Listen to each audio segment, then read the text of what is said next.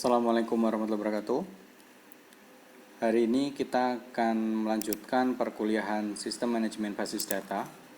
Untuk perkuliahan hari ini adalah praktikum mandiri ya. Untuk praktikum hari ini kita akan praktikum terkait dengan DDL dan juga DML. DDL adalah Data Definition Language, yaitu data untuk query untuk mendefinisikan database, baik itu untuk membuat maupun menghapus. Dan juga nanti kalau di tabel itu bisa juga sampai merename. Untuk database di MySQL ini tidak bisa untuk di rename. Kemudian untuk DDL, untuk DML, Data Manipulation Language, ini nanti kita mengelola apa yang ada di dalam database-nya, meliputi menginsert, mengupdate, dan juga mendelete. Oke, langsung saja kita praktekkan DDL yang pertama, yaitu membuat database. Kita lakukan create database. Create database sekolah misalkan. Create database sekolah. Biasakan menggunakan titik koma di belakang query yang kalian tulis ya, supaya nanti ini kalian terbiasa untuk menuliskan query secara lengkap ke dalam coding yang lain, terutama nanti yang akan berhubungan dengan pemrograman web. Nanti kalian menulis di PHP-nya lengkap. Oke. Di sini sudah muncul database sekolah. Untuk melihat database, ini selain di posisi sebelah kiri ini, kita juga bisa menampilkan menggunakan show databases. Ada S di belakang untuk menampilkan keseluruhan database ya yang kita punyai. Kita buat show databases. Oke. Database yang kita miliki adalah seperti ini. Ada database sekolah di sini. Ada information schema, ini bawaan dari MySQL ya. Oke. Database sekolah ini setelah kita bisa membuat, kita juga bisa menghapusnya. Bagaimana cara menghapusnya? Kita drop database ya, tanpa S. Untuk databases hanya digunakan untuk show, untuk menampilkan keseluruhan database. Oke, drop database, nama databasenya tadi adalah sekolah. Misalkan ada titik koma di belakang, kirim. Oke, kita show lagi.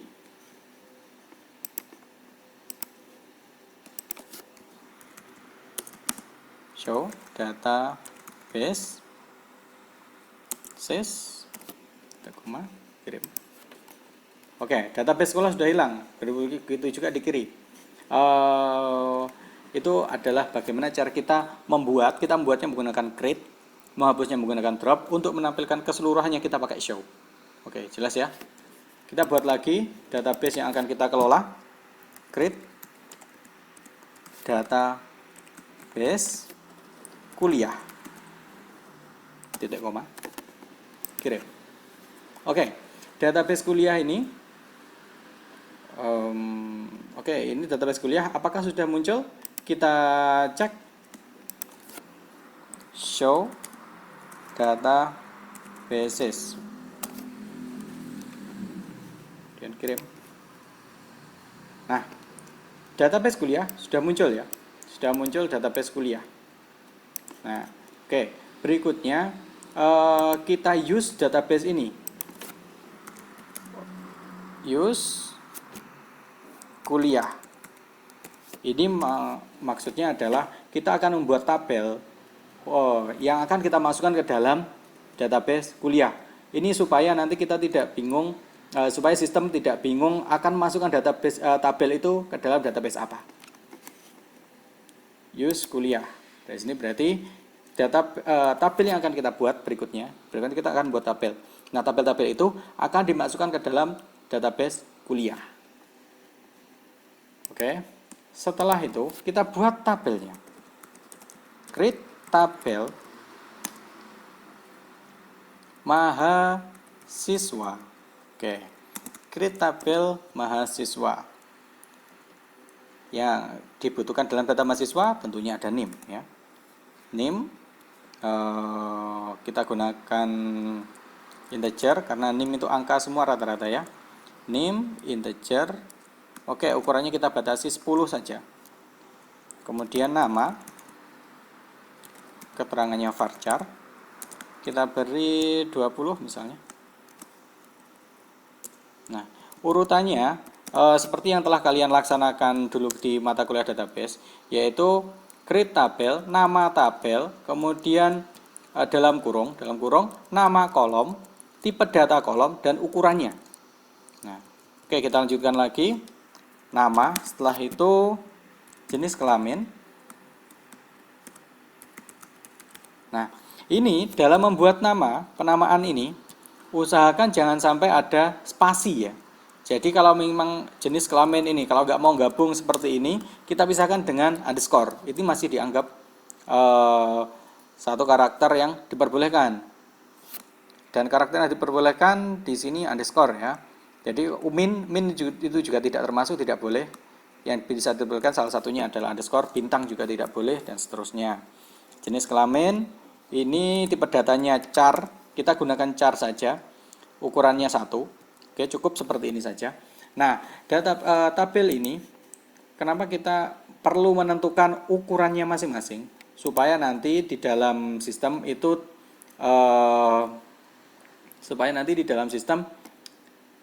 tidak memakan banyak lokasi. Jadi lokasinya sesuai, tidak terlalu banyak makan RAM dan sebagainya.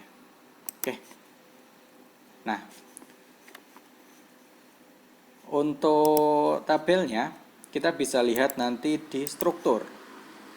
Oke, struktur tabel. Oke, ini ada tabel mahasiswa. Tabel mahasiswa ini ada NIM, nama, jenis kelamin. Ada 3 kolom. Nah, tabelnya ini, tabel mahasiswa misalkan. Mahasiswa mana? Nah, ini bisa kita rubah. Kita bisa edit nama tabelnya. Pakai apa? Kita bisa pakai rename.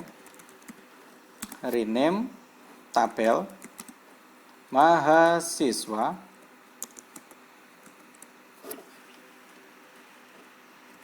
to MHS, misalkan seperti itu.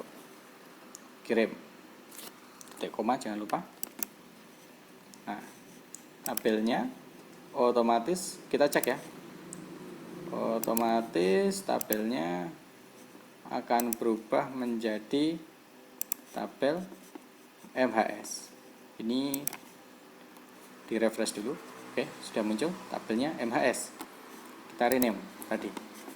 Nah, rename ini juga bisa kita tidak menggunakan rename ini, bisa pakainya alter. Kita gunakan alter tabel, bukan rename tabel. Itu juga bisa. Alter tabel, rename, alter tabel, nama tabelnya ya, MHS, rename to mahasiswa AKB, misalkan seperti ini. Nah, kirim. Tabelnya, tabel kuliah, ini juga akan otomatis berubah menjadi tabel mahasiswa AKB. Oke, seperti itu. Jadi untuk merubah nama tabel bisa menggunakan 2 cara, yaitu menggunakan rename. Yang kedua, menggunakan alter tabel.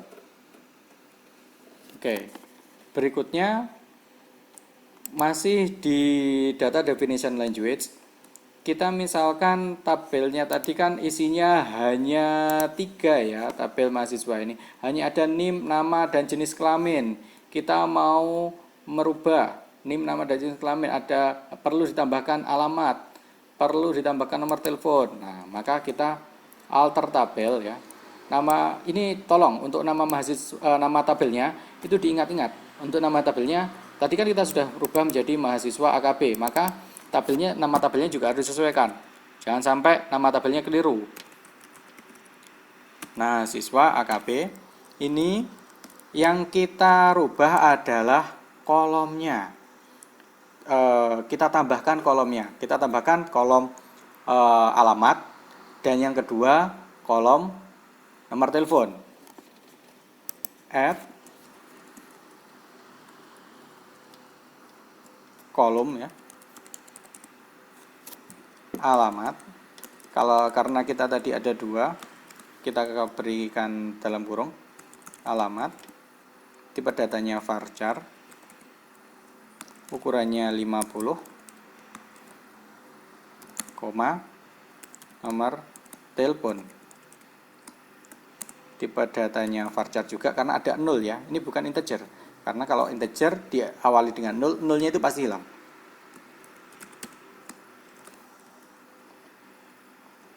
Nomor telepon itu biasanya bisa sampai 13. Jangan lupa titik koma di belakang, kirim. Oke.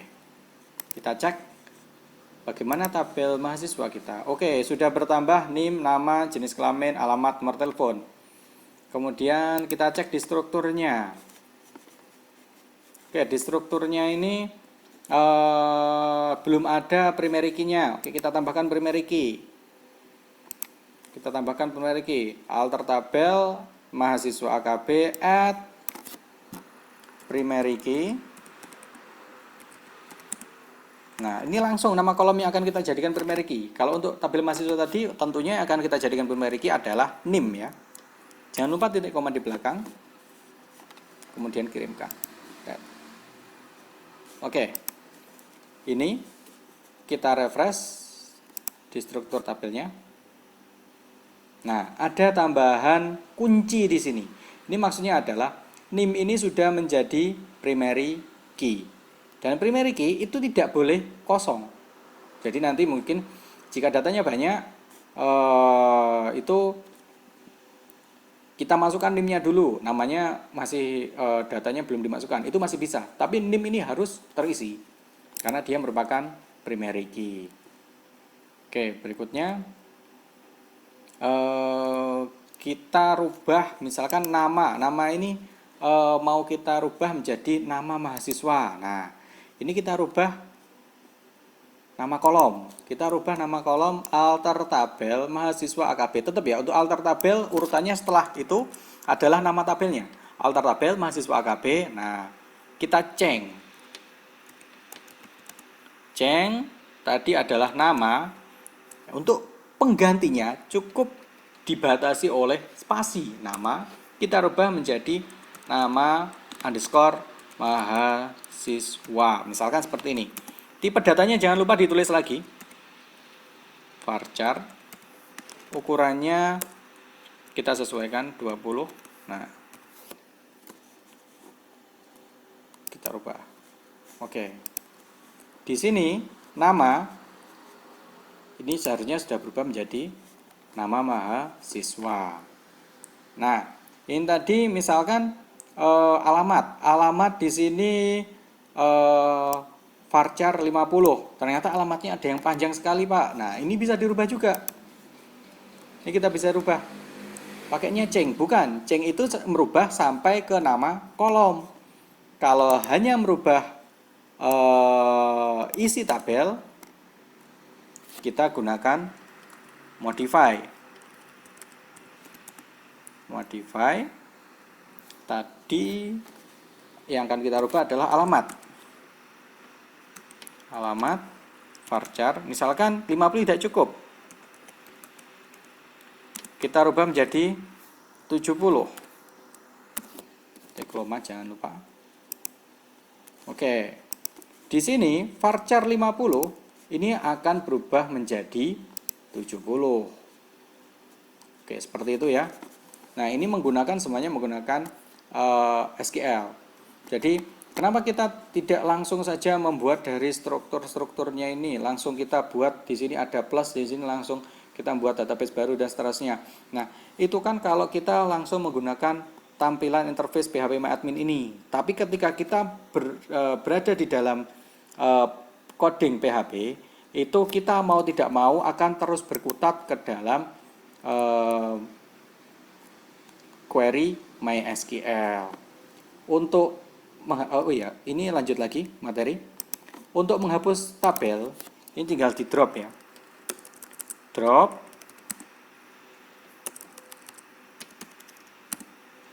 tabel. Nama tabelnya tadi namanya adalah mahasiswa AKB. Ini ketika di drop ini akan otomatis hilang. Nah, Untuk yang MySQL baru ini bagusnya ada seperti ini. Ada pemberitahuan apakah Anda yakin akan menjalankan drop tabel. Karena ketika ini dijalankan maka kolom itu akan otomatis hilang. Nah, tabel itu akan otomatis hilang. Nah, kemudian untuk menghapus kolom misalkan, bagaimana Pak untuk menghapus kolom? Misalkan kolom jenis kelamin ini perlu dihapuskan karena kesetaraan gender, maka kita tidak perlu terlalu mempersoalkan gender. Oke, kita hapus gender jenis kelamin. Kita alter tabel lagi. Alter tabel mahasiswa AKB, delete ya. Kita delete. Nama kolom yang akan kita delete tadi adalah jenis kelamin. Oke, titik koma. Kita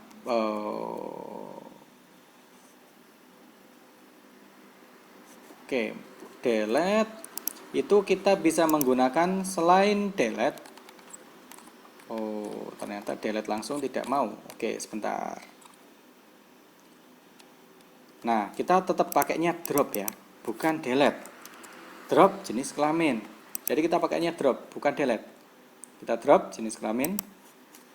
Nah, ada pemberitahuan apakah yakin akan menjalankan perintah drop ini, apakah yakin akan menjalankan menghapus kolom jenis kelamin. Kita oke. Kalau kita oke, nah di sini kolom itu akan hilang. Nah, kolomnya jadi tinggal 4. Nah, NIM, nama, alamat, nomor telepon. Oke, misalnya kita mau tambahkan lagi. Ya wis, kita tambahkan lagi. Kita add alter tabel. Tadi kan drop, kita add jenis kelamin, kemudian tipenya char, ukurannya 1 ya kalau char ya, karena hanya karakter. Nanti L atau P, L untuk mewakili laki-laki, P untuk mewakili perempuan. Oke, ini setelah kita buat lagi, muncul lagi. Oke, itu terkait dengan DDL. Secara umum yang digunakan adalah hal-hal semacam itu. Oke, berikutnya kita lanjut ke DML, Data Manipulation Language. Pertama-tama, karena kita sudah punya tabel ya, kita sudah punya tabel. Tadi untuk yang drop otomatis hilang ya tabelnya. Jadi kita tidak menggunakan itu, kita tidak mencontohkan, tapi codingnya hanya seperti tadi, drop tabel, nama tabel. Oke, berikutnya kita mengisikan ini. Nah, nanti kita akan mengisikan isi darangan tabel mahasiswa AKB. Pertama, kita insert. Nah, ini masuk ke DML, Data Manipulation Language. Insert into mahasiswa AKB values.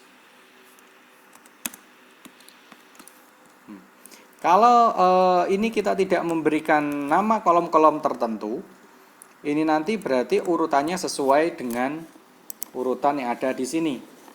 Urutannya sesuai dengan urutan di sini. Jadi yang pertama kita masukkan akan masuk ke dalam NIM, kedua adalah mahasiswa dan seterusnya. Kalau kita misalkan masukkan hanya NIM saja, misalkan di sini NIM values. Nah, berarti kita hanya masukkan NIM saja.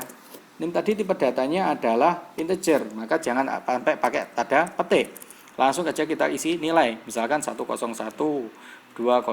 Nah, misalkan seperti ini. Maka yang akan terisi, kita cek di jelajahi ini ya. Nah, yang akan terisi ini hanya NIM saja, yang lainnya kosong karena yang lainnya masih diperbolehkan 0 ya. Nanti ada pengaturan yang di pertemuan berikutnya itu untuk mencegah kolom itu dikosongi. Jadi kita rubah menjadi not null supaya nanti kolom itu harus diisi. Nah, ini untuk contoh saja.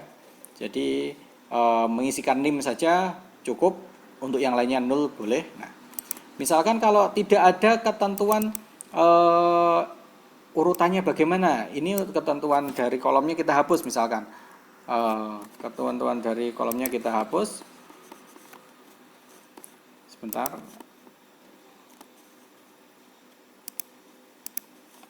Oke. Ketentuan kolomnya kita hapus.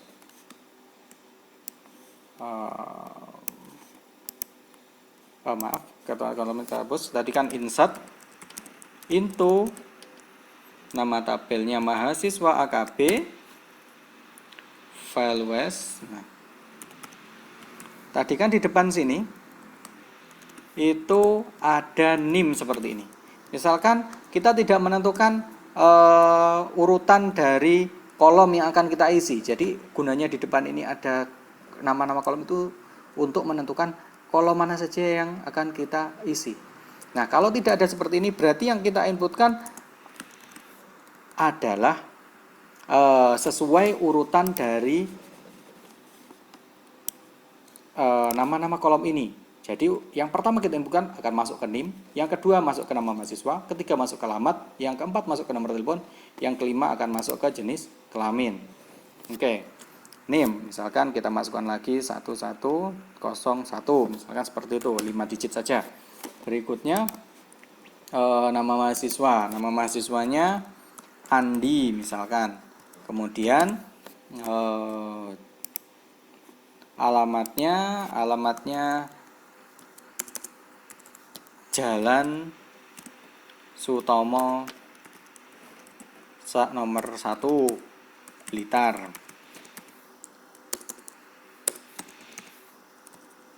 Oke. Berikutnya nomor telepon. Nomor telepon karena masih varchar ya, varchar. Varchar ini kenapa tidak integer? Karena kalau integer, kalau nomor telepon di kita kan rata-rata diawali oleh angka 0. Nanti angka 0 itu akan hilang. Jadi kita gunakan varchar supaya nanti sampai angka 0-nya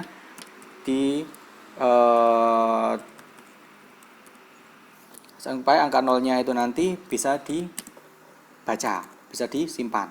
Oke, terakhir jenis kelamin laki-laki. Nah, kita simpan. Oke. Di sini kita akan mempunyai 2 record.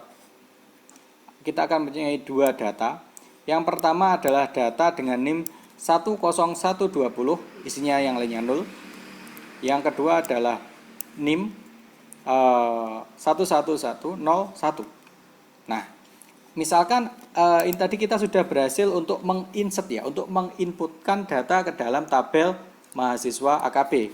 Berikutnya kita coba untuk merubah data dalam mahasiswa AKB ini. Nah, data ini misalkan Andi ini namanya salah, yang benar adalah Adi misalkan. Oke, kita rubahnya yaitu dengan apa? Alter tabel lagi, bukan alter tabel. Karena alter tabel itu adalah query DDL ya, data definition language. Kalau ini yang kita gunakan juga merupakan harus data manipulation language. Jadi untuk memanipulasi data, bukan mendefinisikan, pakainya update nama tabel, kemudian update nama tabel, kemudian values-nya nggak ada ya, update nama tabel, sebentar, update nama tabel, set, kita set dulu. Set tadi nama ya, nama mahasiswa, nama underscore mahasiswa, set nama mahasiswa sama dengan, nah ini yang akan kita rubah. Tadi kan Adi mau dirubah menjadi Adi. Nah, Andi dirubah menjadi Adi. Ini where, nah mungkin supaya lebih mudahnya nama mahasiswa itu sendiri lagi ya, nama mahasiswa sama dengan Andi. Nama Andi dirubah menjadi Adi. Nah, Andi di sini akan otomatis berubah menjadi Adi seperti itu. Nah, begitu itu adalah cara untuk merubah isi nama mahasiswa, merubah isi dari kolom nama mahasiswa. Oke, berikutnya terakhir kita mencoba untuk merubah ini kan datanya kelihatan nggak lengkap, kita hapus saja. Nah, ini sebenarnya kita langsung klik ini hapus bisa, tapi kita mencoba untuk menggunakan query. Bagaimana cara menghapus? Pakainya delete. from. Nah, kalau delete harus tambahin from. Nama tabel mahasiswa AKB. Ada ketentuannya. Apakah kita kalau ini langsung di titik koma, semua isi dari tabel mahasiswa AKB akan hilang. Maka kita beri ketentuan karena yang kita hapus tadi hanya satu saja, bukan semuanya. Where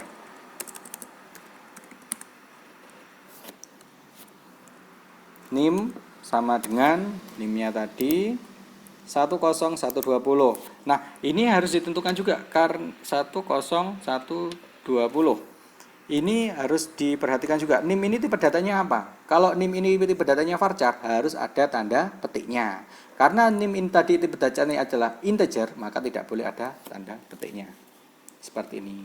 Kita hapus. Ada ketentuan.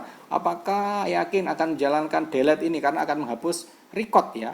Oke, kita pastikan saja kita delete, nggak apa-apa. Nah, ini otomatis juga akan hilang. Kita refresh dulu.